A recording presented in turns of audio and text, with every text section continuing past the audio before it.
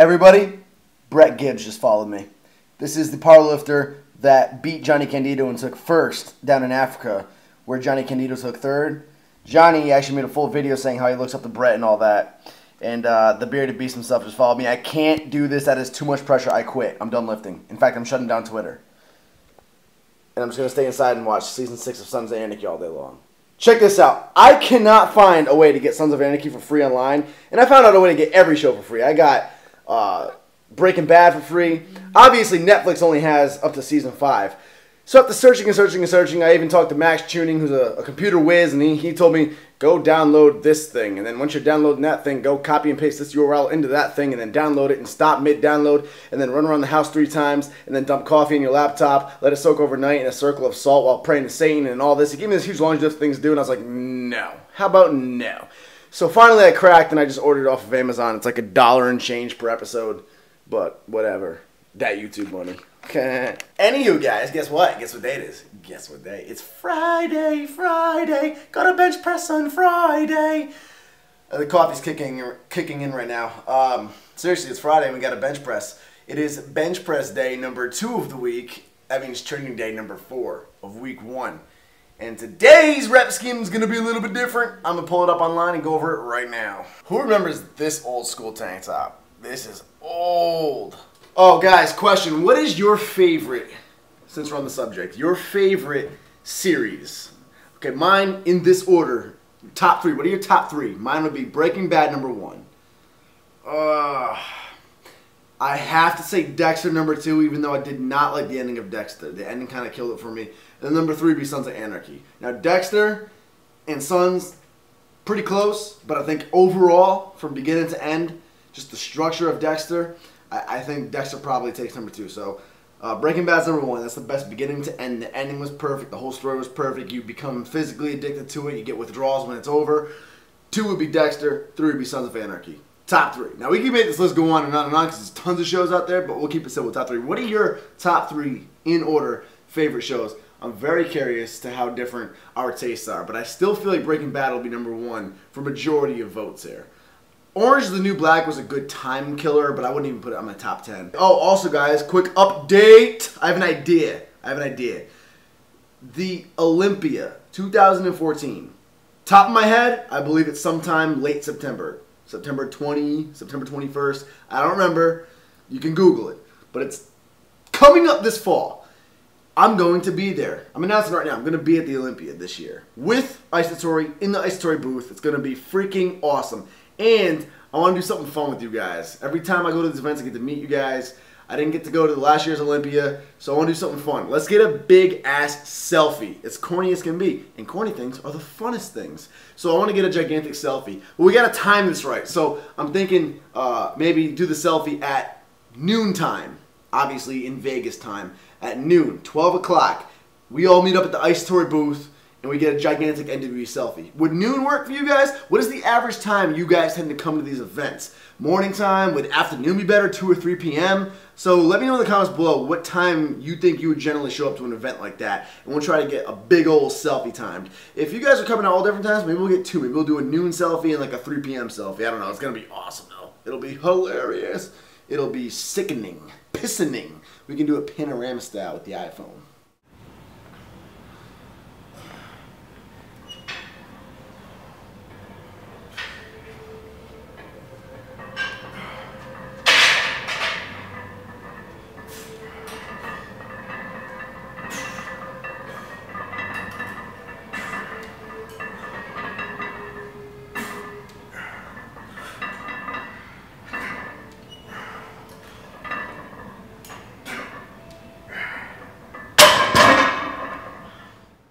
All right, everybody, so this is the second bench press day of the week, and it is higher repetitions than Tuesday. Tuesday, you saw me doing 10 sets of 3 reps, all pause work.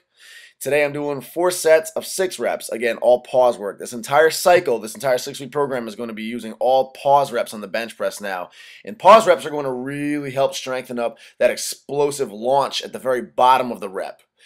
We're also synchronizing that with floor presses this cycle, which of course work the lockout portion of your rep. So we're basically targeting and strengthening both the bottom and the top half of the rep here on the bench press this entire cycle. And that's going to hopefully help break through my bench press plateau and really skyrocket my bench some more. When a lift becomes very strong, there comes a point in time in which you really can't just keep doing that lift to try to muscle on through the plateau. There comes a point in time where you really have to start focusing on strengthening it up from all ends of the exercise. You have to go in there and target different aspects of that lift that are going to help increase that lift.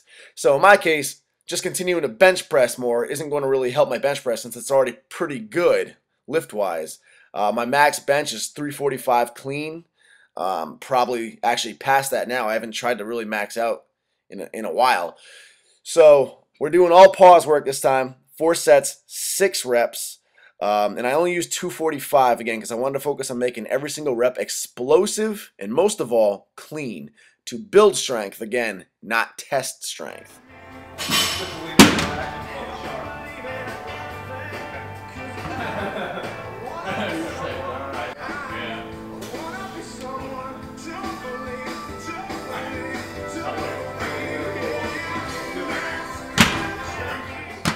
So like always, we follow up the first pressing exercise with a pulling exercise to even everything out, balance. And we mimic the exact reps and sets. So just like the bench press, we're doing 4 sets, 6 reps.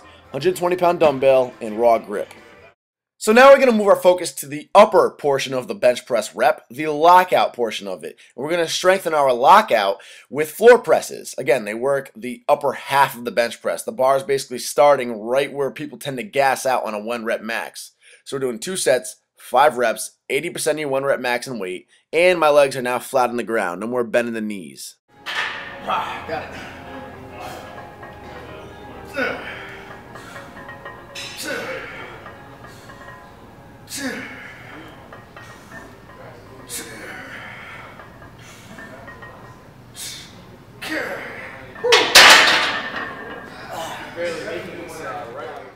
We finished the workout with what is, in my opinion, the granddaddy perp of all tricep exercises. Now, I will admit that dips may rival this, but this is definitely safer on your shoulders than dips are, and it's the close grip bench press.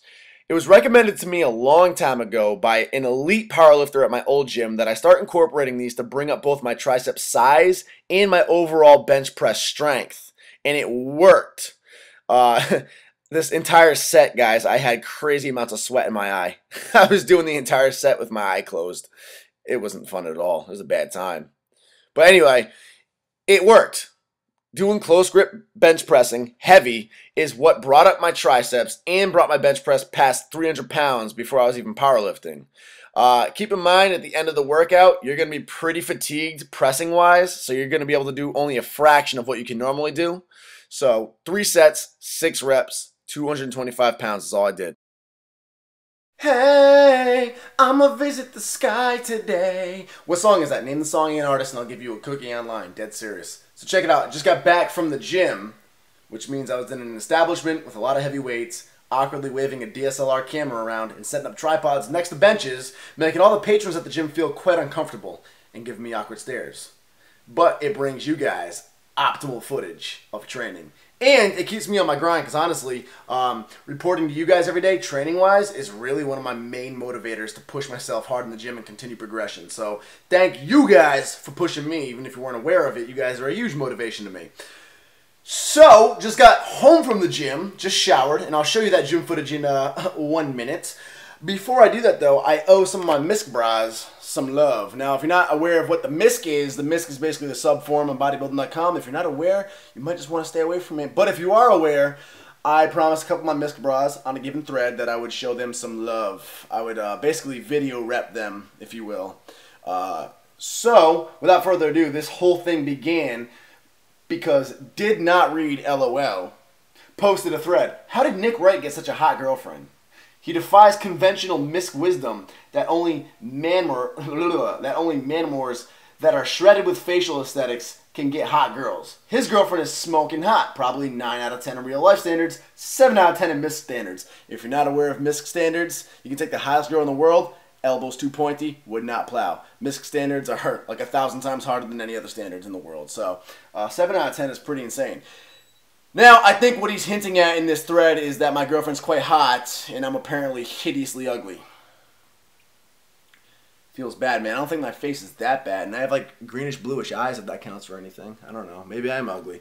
Anywho, told y'all that leave me some love, or hate, whatever, and I'd shout you guys out. Give you a little bit of camera love if I can. I make YouTube videos. That's really my only major contribution I can give you guys. Shout out to Did Not Read for posting the initial thread complimenting my girlfriend. Kind of insulting me, but I'll take the compliment about my girlfriend. Oh my god, is that the god himself? Max Tuning. Deadlift Bra himself. Clocking in at 20,000 plus rep power. Shout out to 4-inch Slanger. Showing some love. I appreciate the love, seriously. Thank you.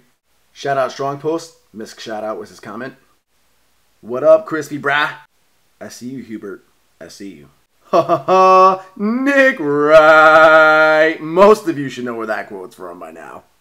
Dat Hobgoblin says that I'm 6 inches shorter than him, but still weighs more. When will it be my turn? Don't worry, dude. 90% of it is fat, so you're still probably on track. Shout out to Bapsman for having some aesthetic wheels and being familiar with Johnny Candido's program. Yes, sir. TSFP knows what's up. He hears my voice every time he reads my posts. That's poetic and romantic, brother. Bertmane. Watch all your vids. How come the last few videos have been shorter than usual? I like that. Would hang out with Nick/10, dude. Honored. I'm blushing. I did not mean for the last few videos to be shorter. Honestly, I just kind of film whatever I feel like filming throughout the day. And of course, I filmed the workout.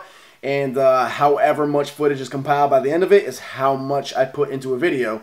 You changed my life, Nick. Sirs. No homo, dude. Appreciate that. That's awesome. Aren't you one of Eric Kineski's prodigies? Yes, Eric Kineski actually birthed me. He is my biological mother.